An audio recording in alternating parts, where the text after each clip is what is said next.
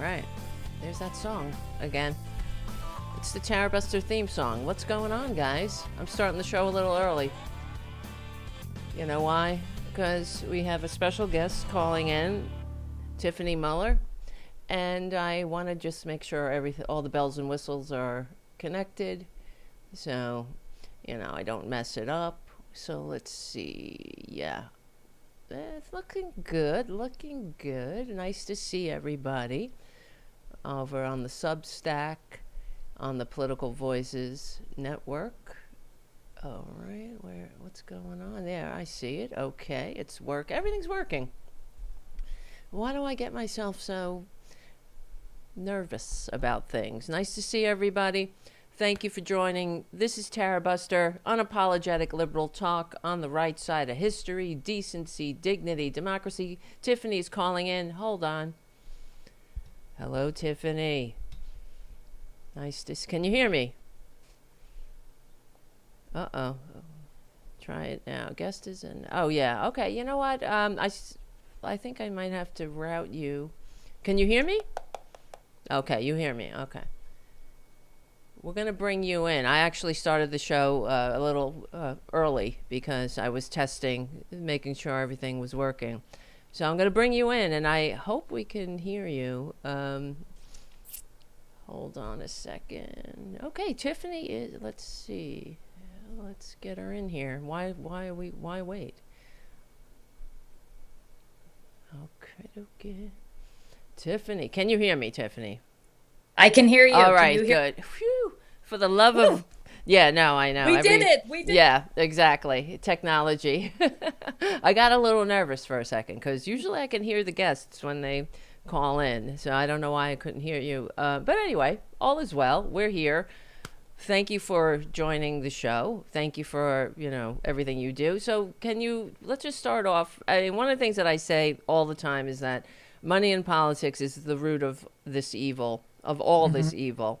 And I mean, I believe we have two very big problems in the country. The main one is money in politics. The other one is the media, frankly, but that's all connected to money in politics. So can you just give let's start off with a background. What is Citizens United for people who don't know? Well, first, thanks so much for having me on. Thank you. Great. And introduce yourself. Yes, exactly. I am Tiffany Muller.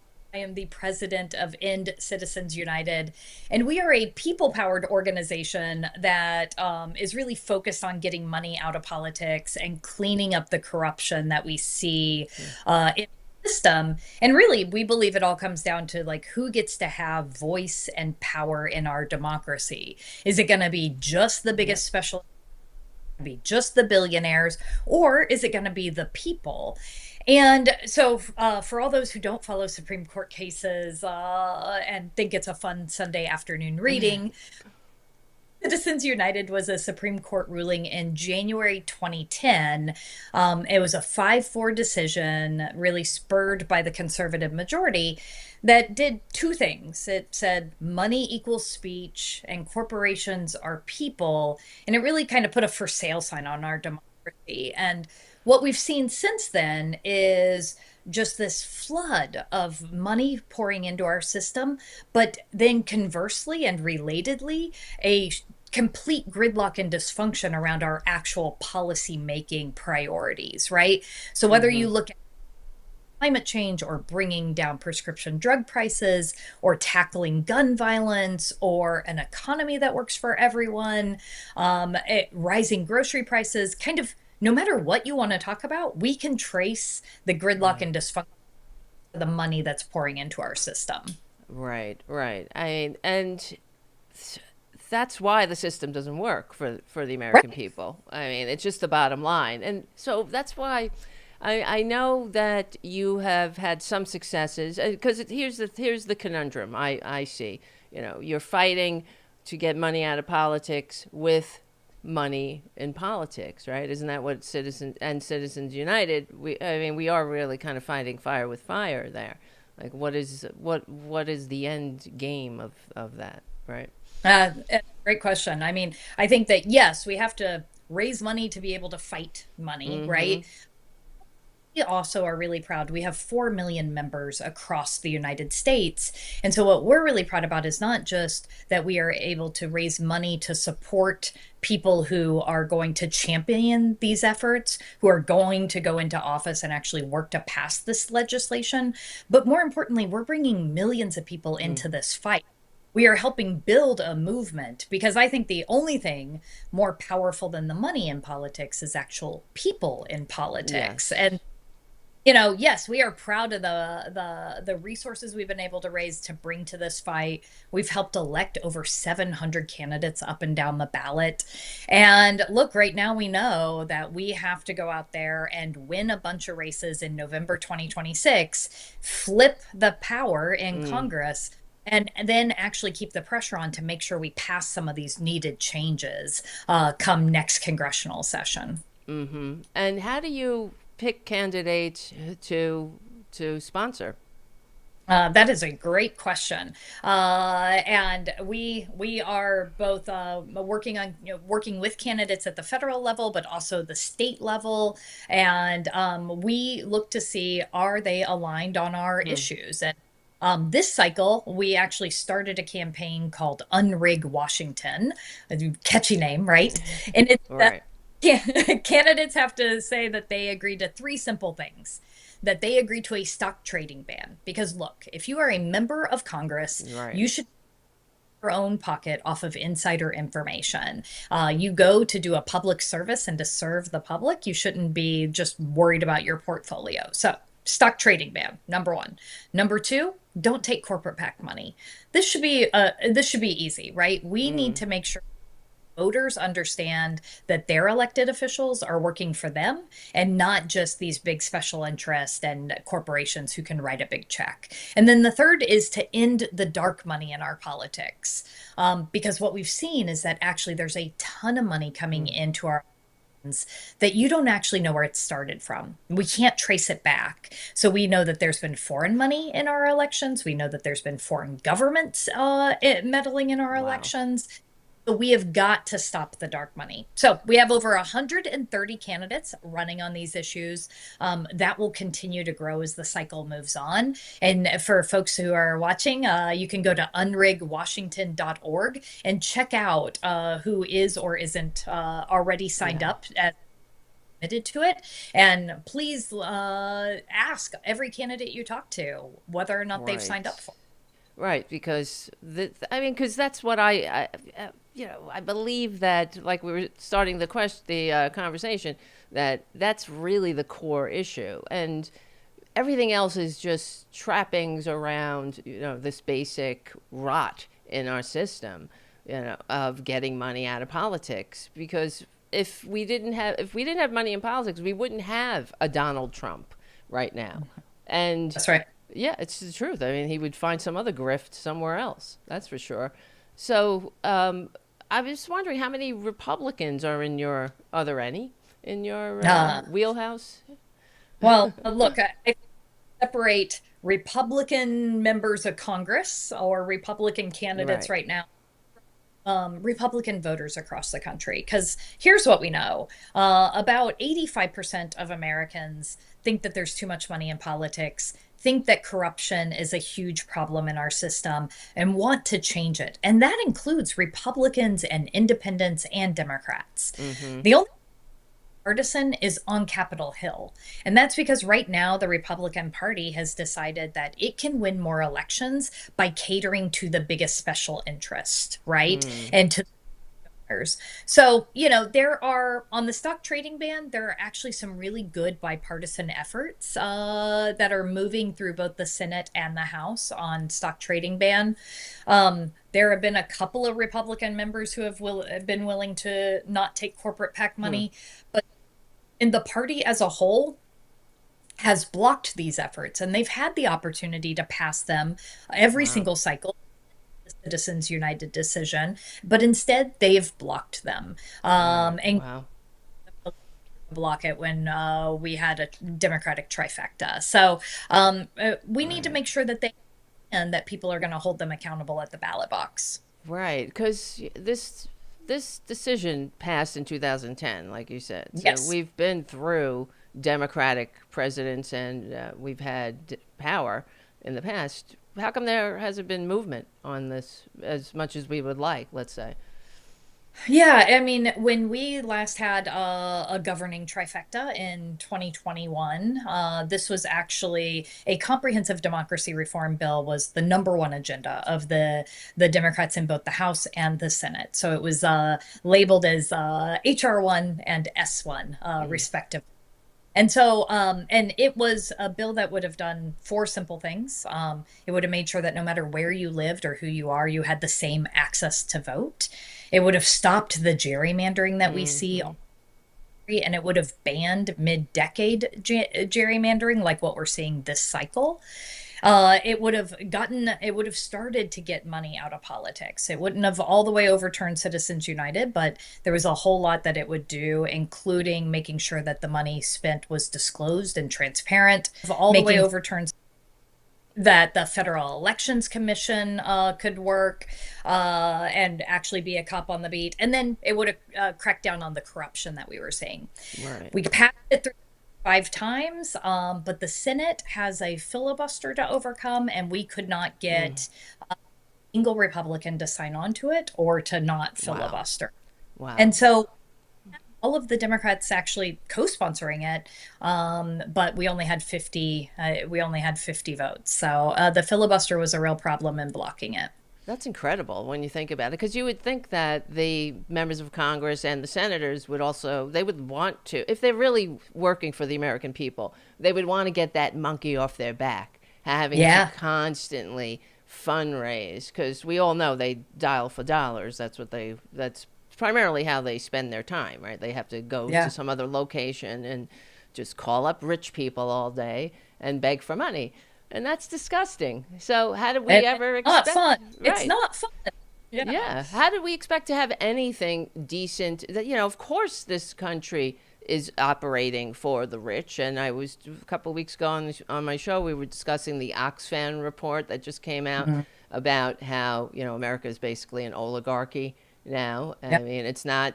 We're not heading there. We're there, and that. Money in politics is the root of this, and how, of course, they were talking about how do we get it back, and I believe what you're doing is one of the it's one of the pivotal mechanisms to get it back, to get this. But it just to me, it's shocking and disappointing that this isn't a groundswell. And Citizens United, right? It's great. You have 4 million members. That's amazing. But why aren't there 300 million members? Why is it, you know what I mean? It's frustrating to me. And I think it's propaganda. It's anyway, you could speak to that if you can. Really. I think absolutely. I mean, first of all, when someone is elected to Congress, on the House side at least, the very first thing they're told isn't like what committees they're going to belong to or what policy they need to go study. It is that they need to start doing 30 hours of call time every week just for their reelection campaign, right? They just got elected. The first thing they're told is keep doing call time, do 30 hours a week. And that means that they can't do the things that we actually need them to do. They can't do things like go to hearings and learn about legislation or form relationships with their colleagues across the aisle or go meet with constituents because they're doing so much fundraising. Right. It really our legislative system. However, I think that there is also if you have succeeded in this broken system, it is hard to the broken system, right? And so anytime that we are doing these big reform pushes, you butt up against the fact that whoever is in office right now has actually benefited from this broken system, and it can get them to commit to that change.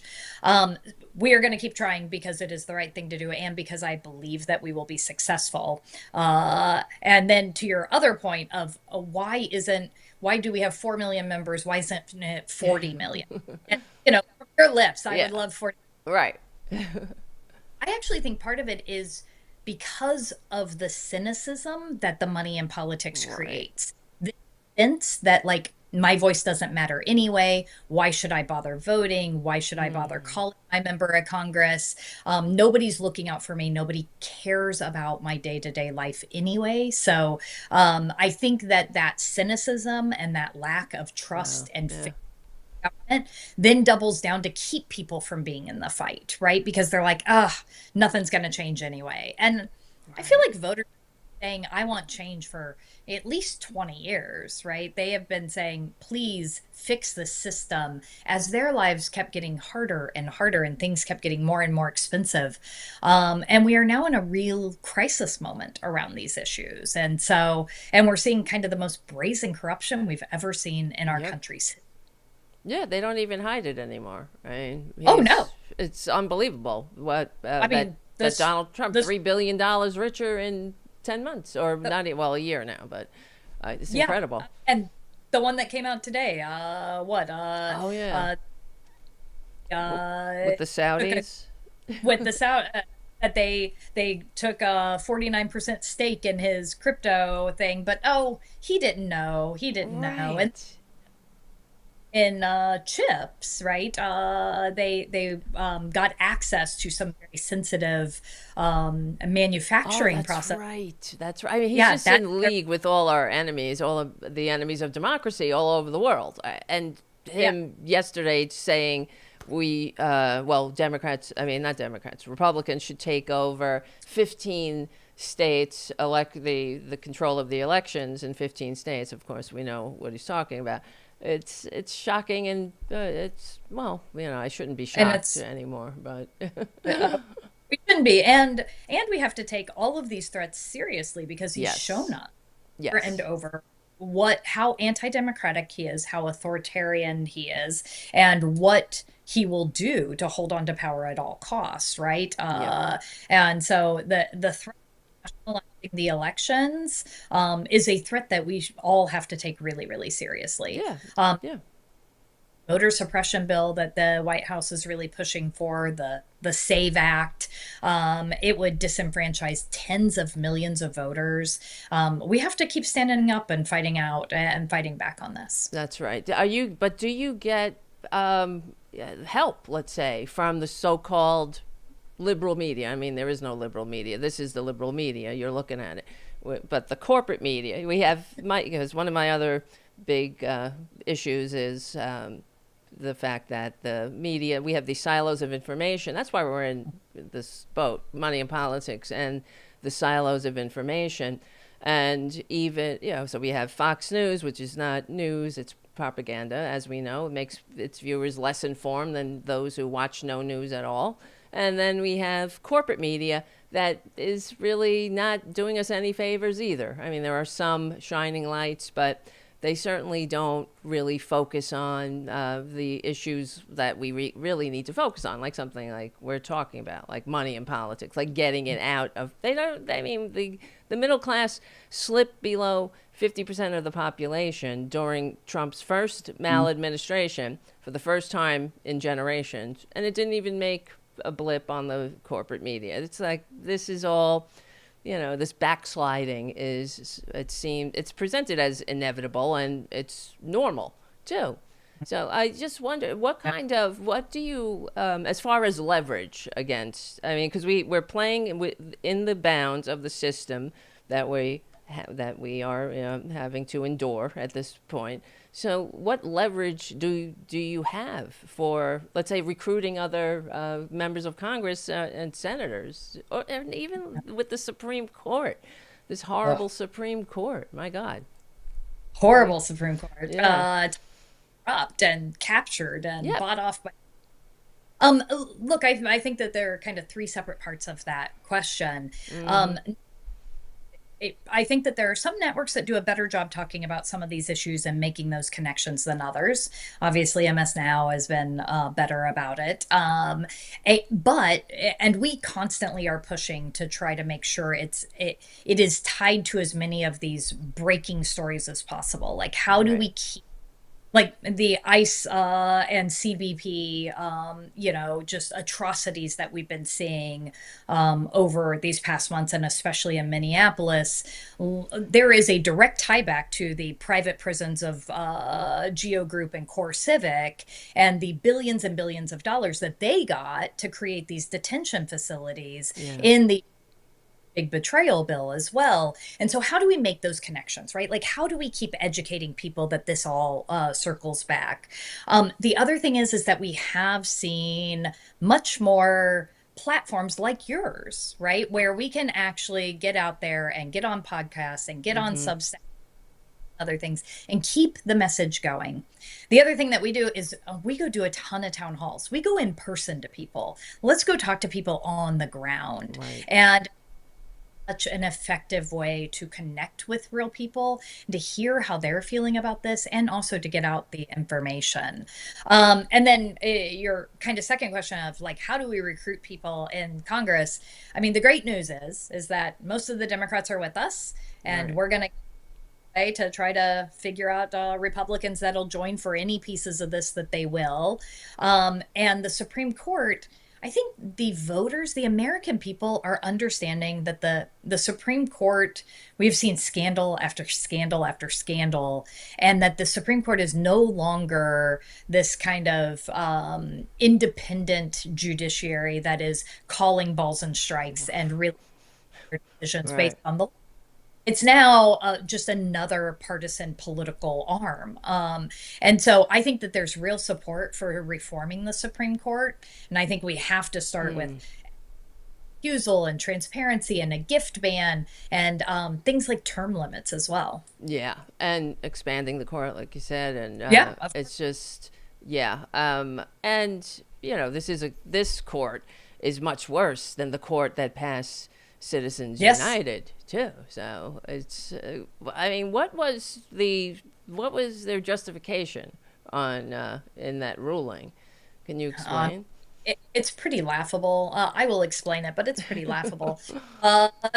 So their ruling was twofold. Number one, that all of this independent spending on behalf of candidates would be done without it being All right. coordinated.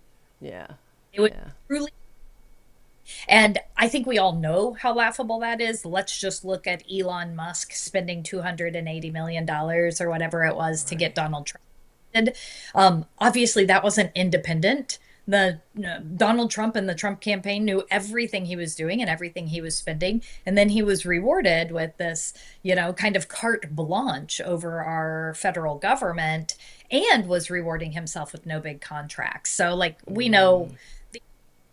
the test doesn't even pass the smell test.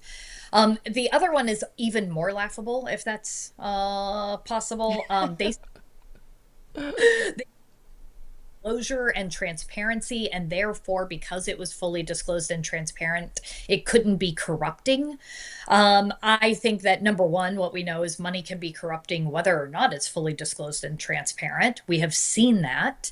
And number two, actually, what we've seen is an explosion of undisclosed money in our system. I'll give one stat. Mhm. Prior United, you could trace back about 75% of the spending in our elections back to the original source. So, like, back to the original donor. And now, on the independent outside spending side, it's the opposite. You can only trace back about 25%. 75% is what we call dark or gray money. So, we're not sure where it actually originates from. That is staggering, right? Staggering. Right.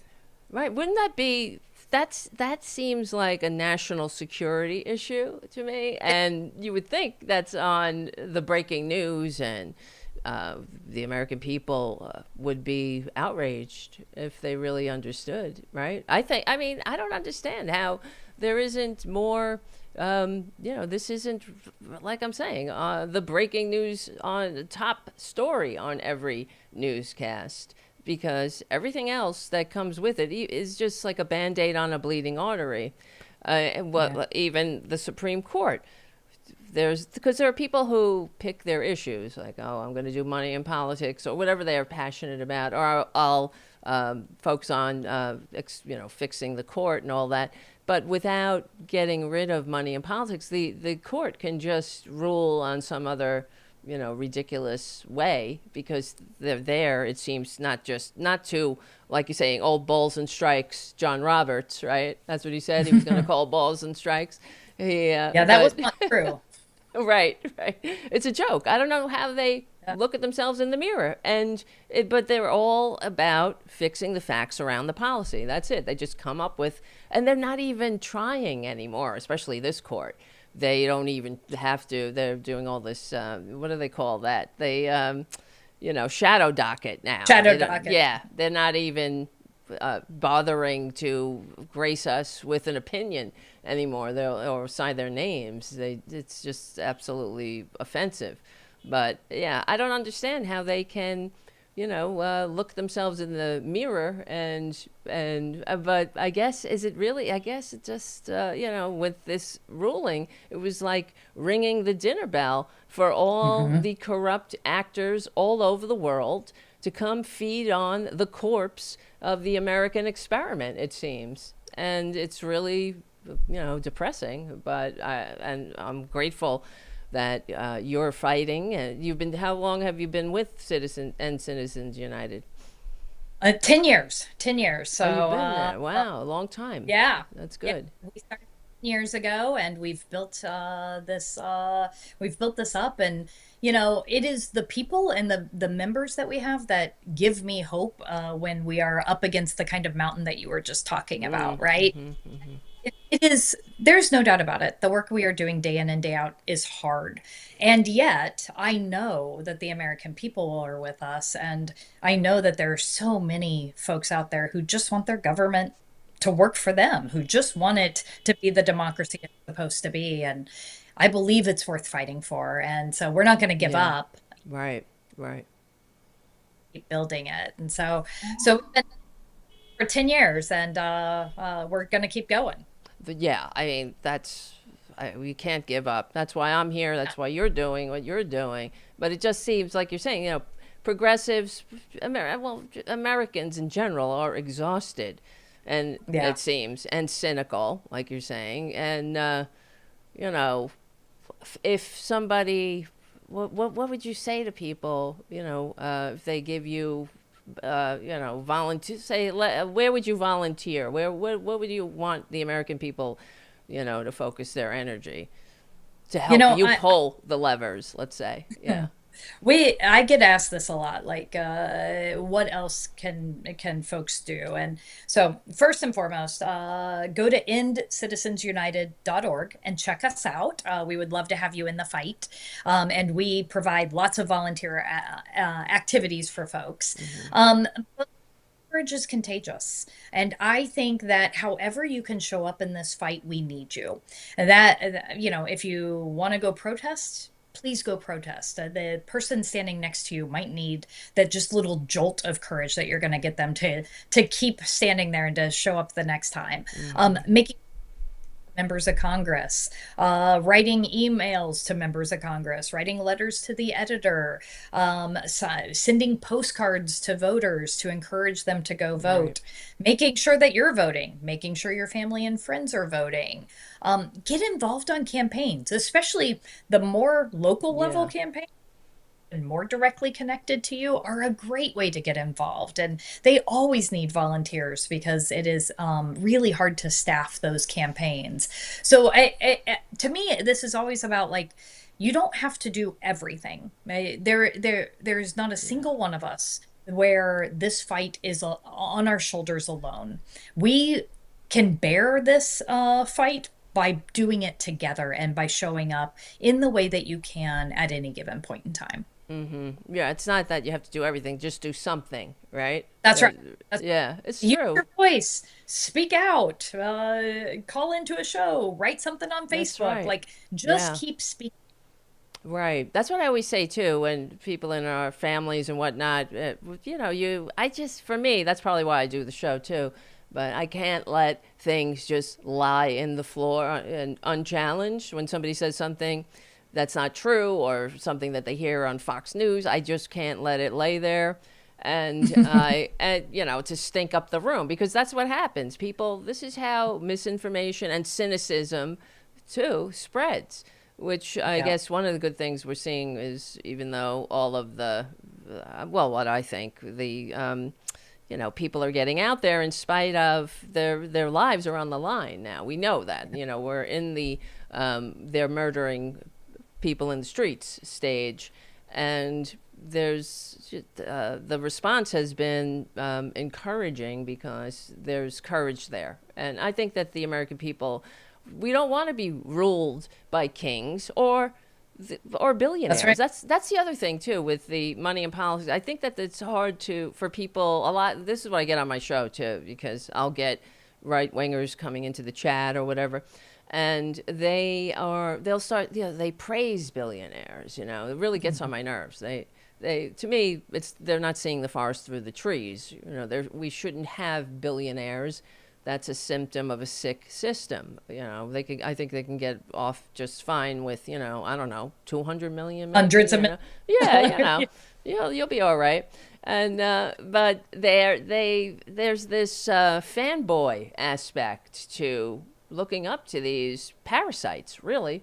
And I just, wonder about that, overcoming that. And I mean, because there has to be successes beyond election night, because we only have that every few years, right? And but can you tell us any, for your organization, how do you measure success beyond election nights? Like, what's your metric in unrigging the system? Not where are we just not swapping out one politician for another, let's say, right? That's what people will say, right?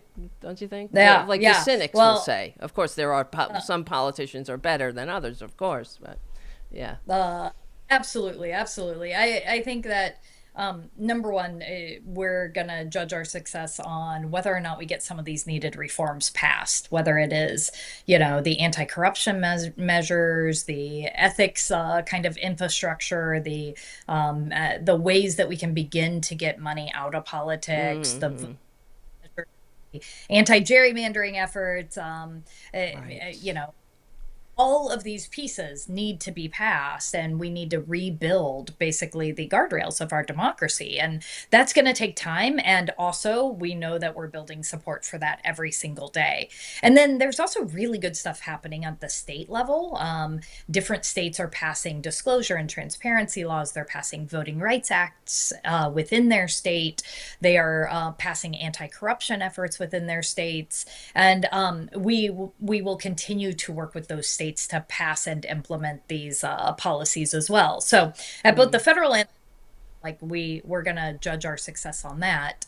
But I think that the other thing that we have seen is that, yes, I think people have held up billionaires as a shining example of success. Right. I think a little bit less, as everyday people are struggling more and more. And when you pass a bill that gives $5 trillion of tax break to billionaires and the biggest corporations, while everyday Americans are seeing their prices go up, seeing their Yep. tax rates go, right? Yeah, losing their health care, losing their yeah, jobs, all that. we have started regulations for less, right? Right. So True. I think that we are back in kind of a moment like the Gilded Age, where Oh, yeah. the wealth is concentrated in the hands of very few people. And in the course of our nation's history, we have fought back against that, and the people have won. And I believe that'll be true again. So what do you think? I know that he's trying to weaken the Federal Election Commission even more, like we were saying earlier. He's trying, floating this trial balloon. That's what he's doing. Is just he's signaling his next move. He's never. I mean, he's a filthy fascist liar, of course, pathological sociopath parasite. Tax cheating, draft dodging, wannabe dictator, con man. But he has always kind of signaled his next move, right? And of course, True. every accusation is a confession with him, of course. So you know they're going to try to steal this next election. And I mean, he is weakening, he's threatened the independence of the FEC, of course, and other oversight bodies, right? So, what do we do with this? I guess it's, well, I mean, what do you think?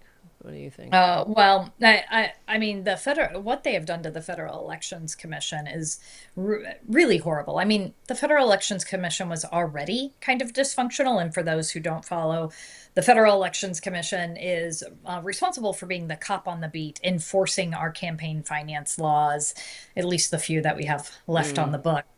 Uh, and when Donald Trump got into office, I mean, one of the very first things he did was fire Ellen Weintraub, who had been the previous chair of the FEC and had been on the FEC for over 20 years and is just such a voice for good on these issues, and was not afraid to take him on directly. And so, of course, she got fired.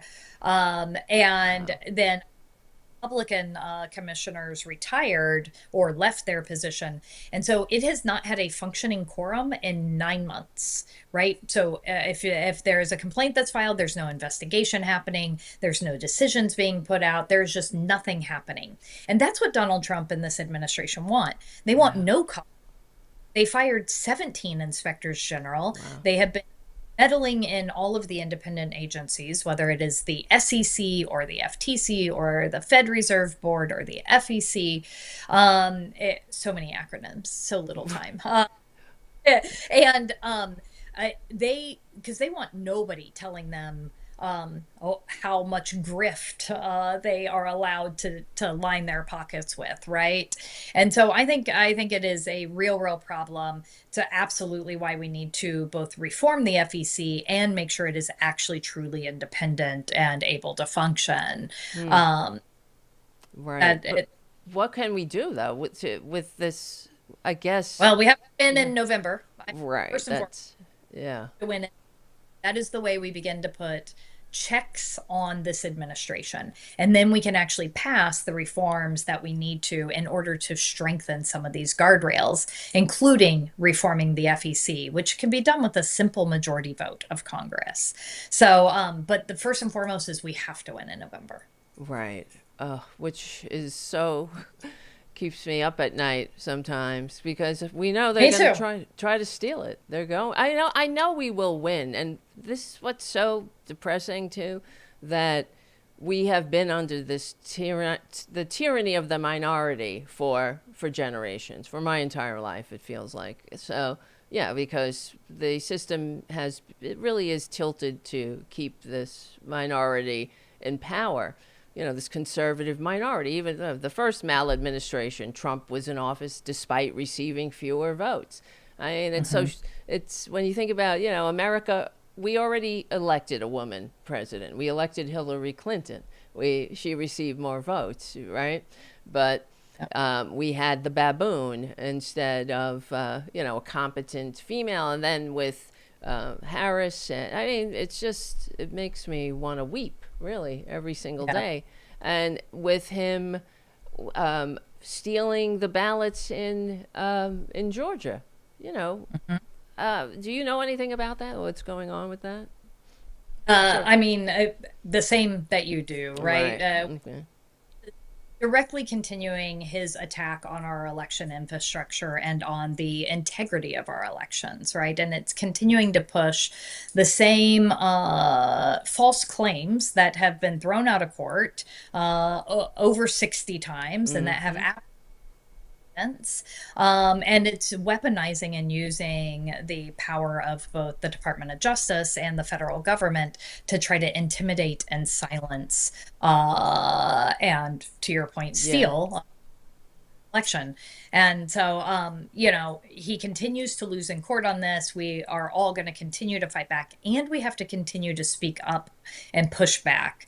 Because what we see is that in these moments where we are all coming together and all amplifying, the atrocities and the horrors that we are seeing, there are times that this administration does have to pull back. So we have had success. We need to continue to keep our foot on the gas as it comes to that. And I think you're right. It's a trial balloon. They are trying to see what they can get away with, and we can't let them get away.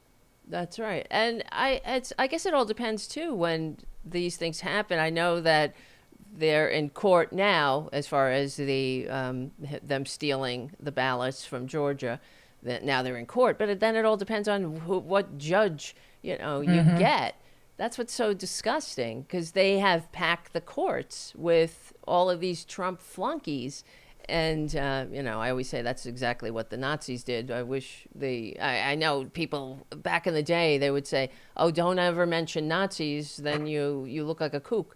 But you know what I mean? They would have this whole Godwin's law thing, which really drove me mad.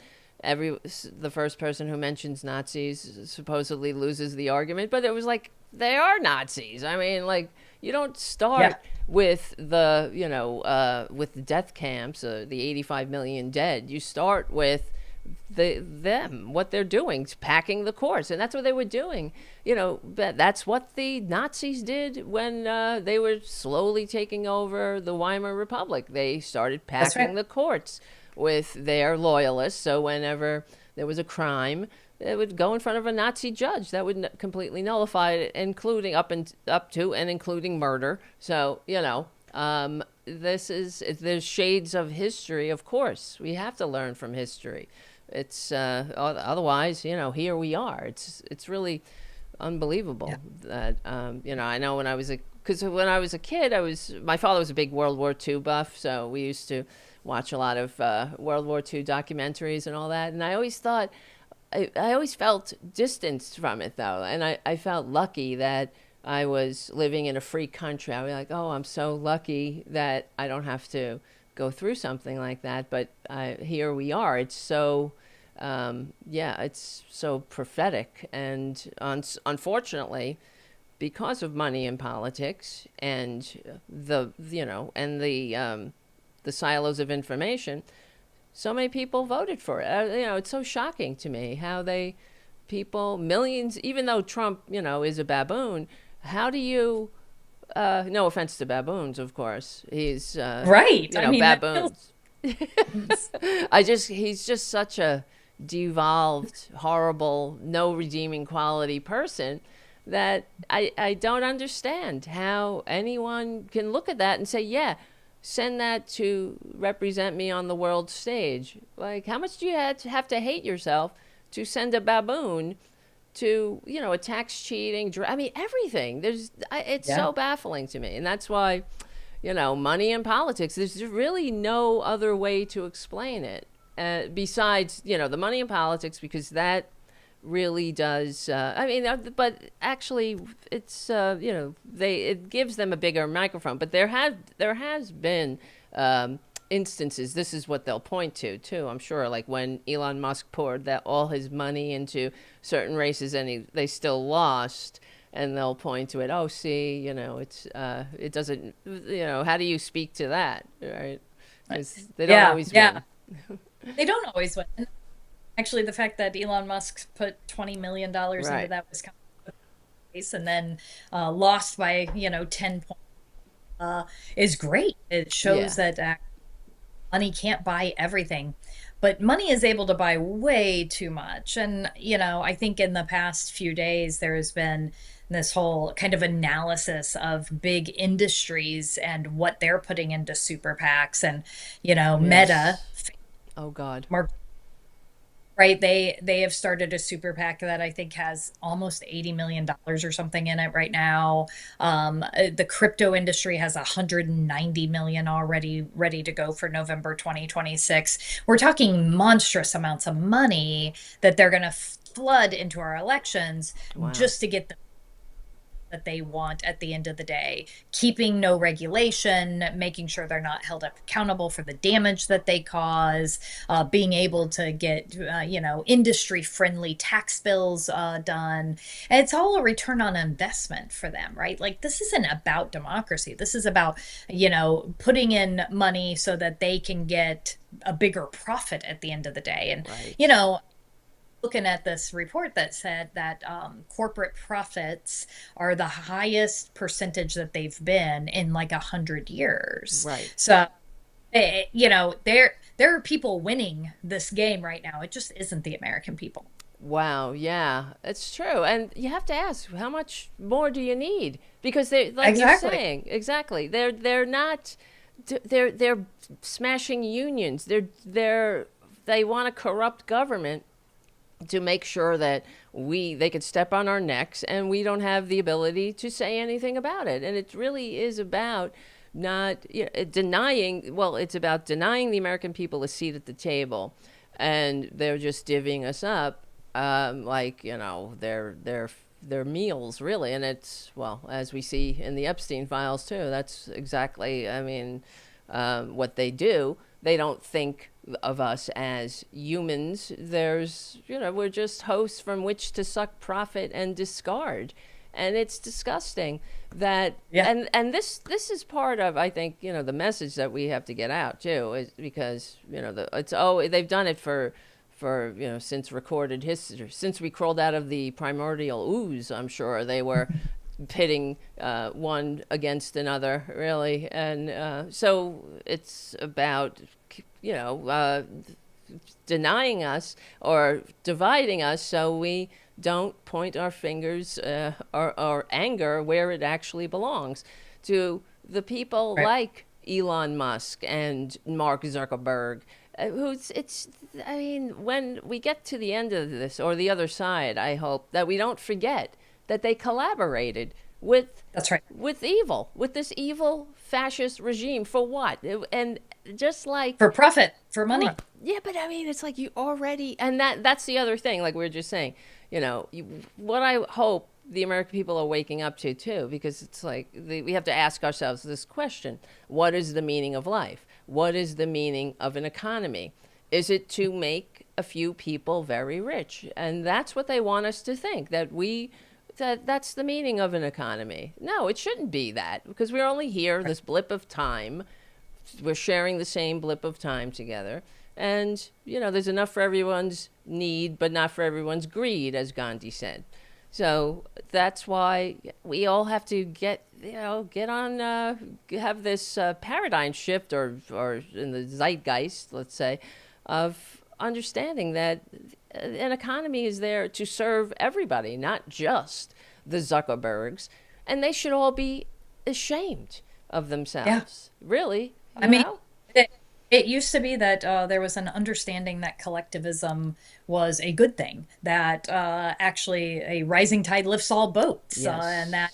and that helped us form the strongest and most expansive middle class that the world has ever seen. And that led to more productivity and more creation and more innovation. Yes. But it also was during that time, I love the story of, to go down a little bit of a rabbit No, hole, great. Eastman. Right. It back in the 1970s, it was considered a local company that invested in the community. If you and there's this great story about how someone who was a janitor, started as a janitor at Eastman Kodak, was able to take advantage of the benefits that the company had, and tuition reimbursement, and go to college, and get her worked her way up all the way to CFO of the company, right? At the same time that the company was reinvesting in employees and actually doing things like a pension, and expanding healthcare and investing in the community. And look, there was plenty that they were still doing wrong as well, but there Mm-hmm. was a lot of stuff. And now those none of that is even possible, right? With a company like that, there's no longer a pension. Janitors are now 990 contract employees and not actually Right. like with benefits. They have cut things like tuition reimbursement and other things. And it's all about eking out, cutting as many jobs as possible and eking out as much shareholder profit as possible, as if somehow that is the measure of a successful corporation. Shareholder profit there is, rather than are we building community together, right? Right. And I don't buy this belief that the only thing we care about or can care about or should care about is shareholder profit. I believe that we owe more to each other than that.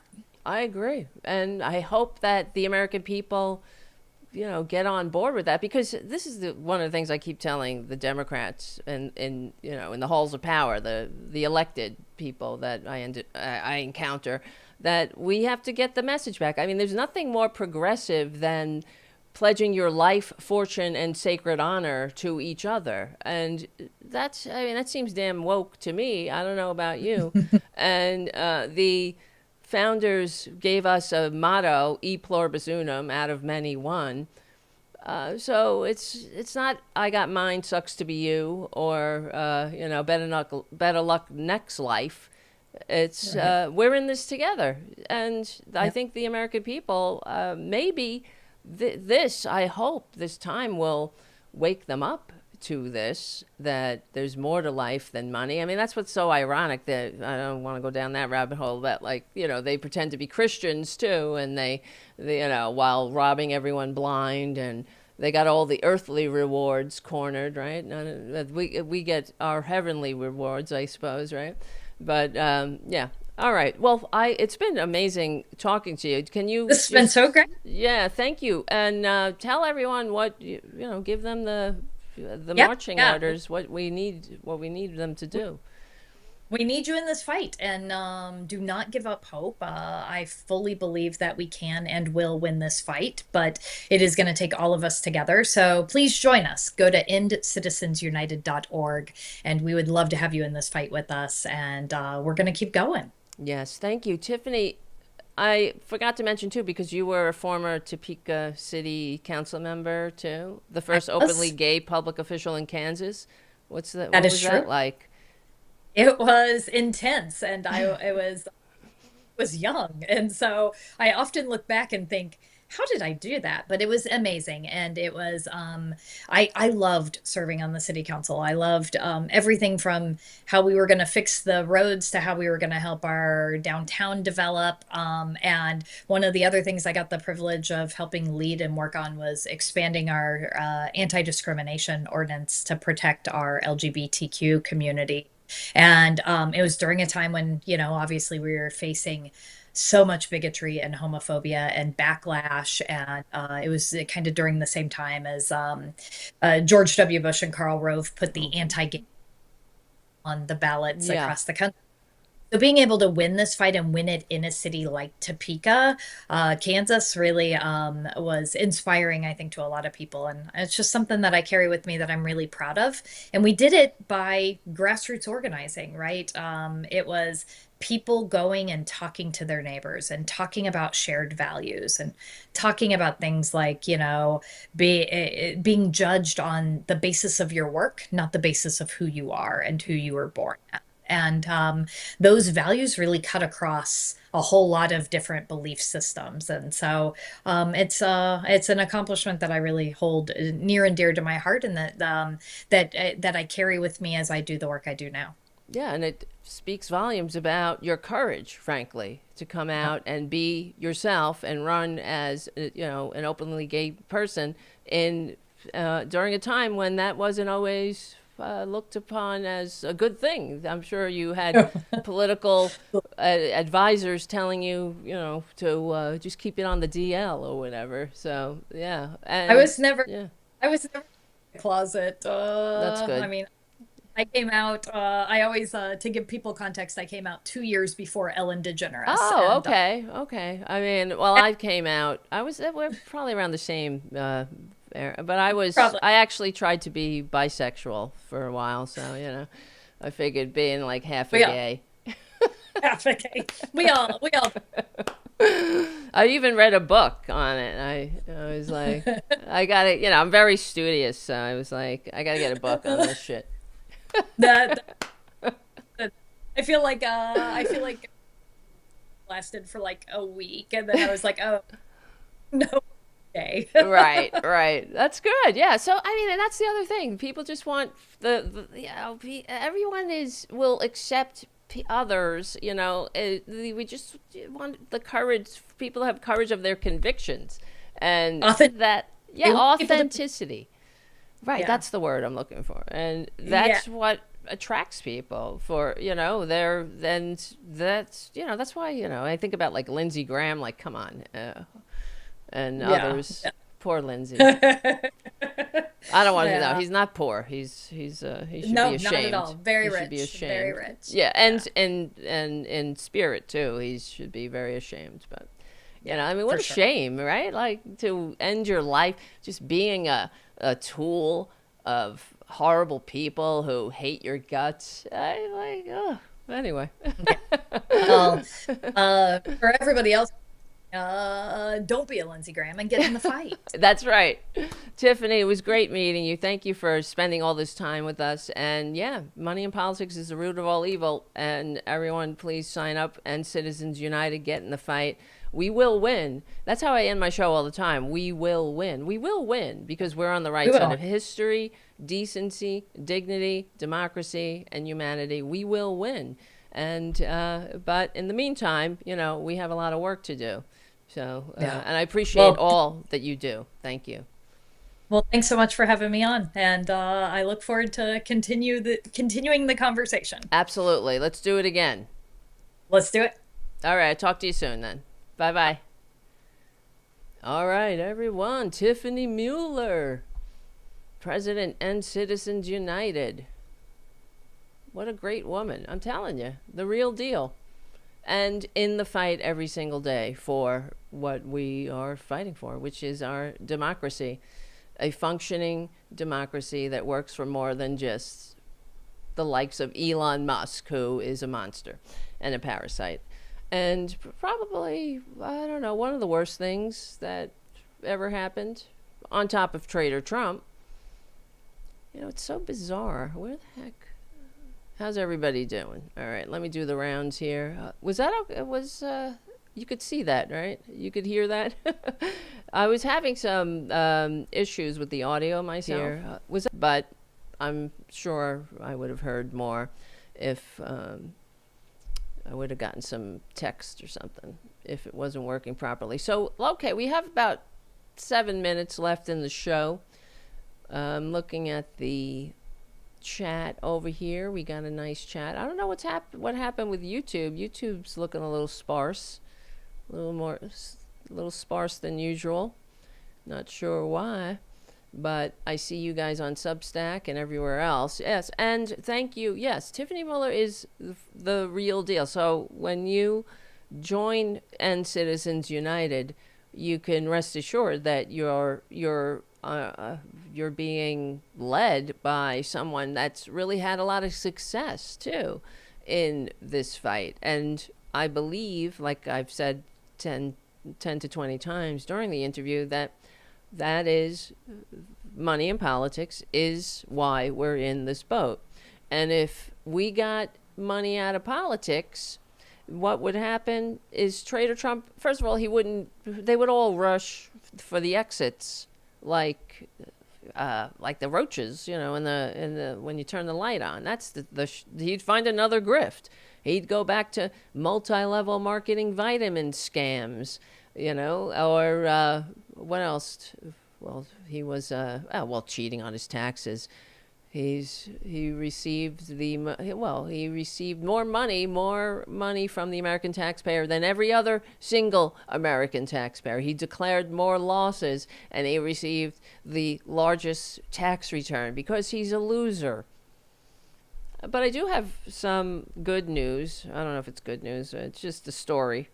It is, I don't know, it's a sign of the time. Somebody I know posted in my neighborhood that there's this house that has Trump signs on it, Trump flags. They even had a little pond in their front yard And on the edge of it was like a fake little pond with rocks. And on the edge of the pond, they had a Trump Buddha.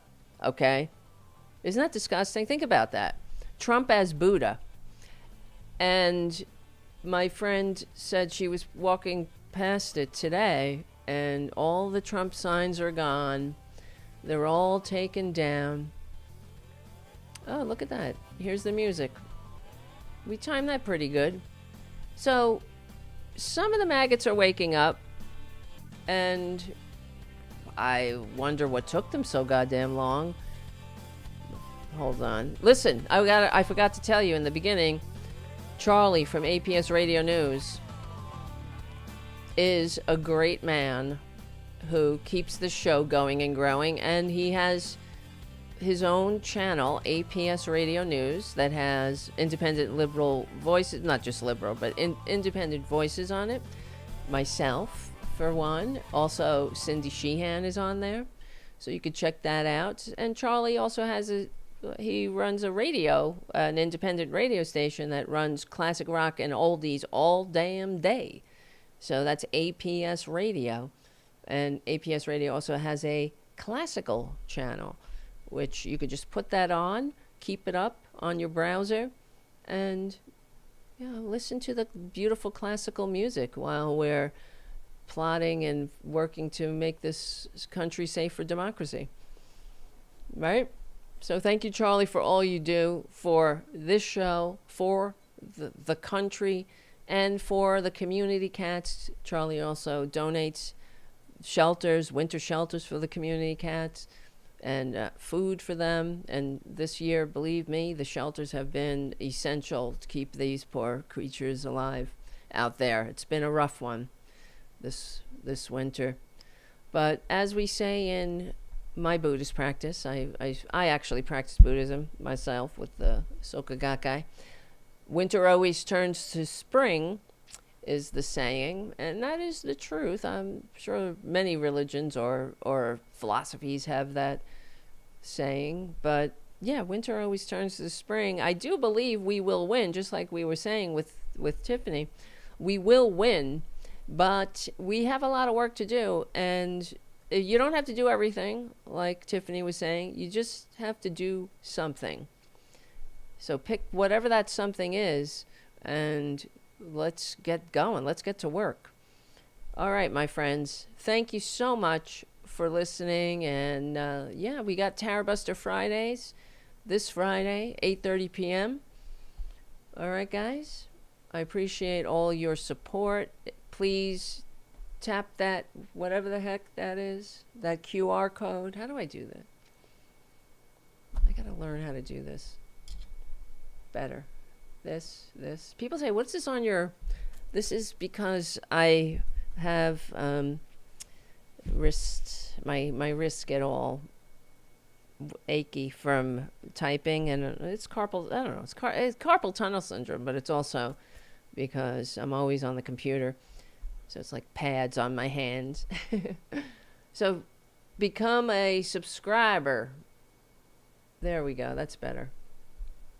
Right there. Tap that QR code. And that's my Substack. All right, guys? I appreciate everything. All right. I don't even know how to wrap it up. I'm just going to say tune in on Friday. And we don't have a guest yet, but it'll just be us having a Tarabuster, going through the news of the day, and I'll be breaking it down in ways that we all have come to love. All right, kids. I love you. I want to thank Tiffany Muller again. What a great woman. And that's why I'm just so fortunate to be able to do this and meet people like Tiffany. And hi, Michael. I don't know what the hell was going on. I thought I'm looking at the YouTube chat now. I thought the friggin' YouTube was off or something. There was like nobody in the chat. I said, what the hell is happening here? Right? I thought I was disconnected. Yes, will you be on the Fascist Book Club this week? Yes.